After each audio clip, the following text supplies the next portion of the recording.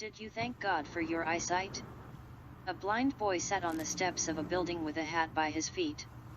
He held up a sign which said, "I am blind, please help." There were only a few coins in the hat. A man was walking by. He took a few coins from his pocket and dropped them into the hat. He then took the sign, turned it around, and wrote some words.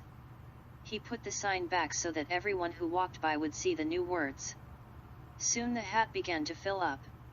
A lot more people were giving money to the blind boy. That afternoon the man who had changed the sign came to see how things were. The boy recognized his footsteps and asked, "Were you the one who changed my sign this morning? What did you write?" The man said, "I only wrote the truth. I said what you said but in a different way." What he had written was, "Today is a beautiful day and I cannot see it." Do you think the first sign and the second sign were saying the same thing? Of course both signs told people the boy was blind. But the first sign simply said the boy was blind. The second sign told people they were so lucky that they were not blind. Should we be surprised that the second sign was more effective?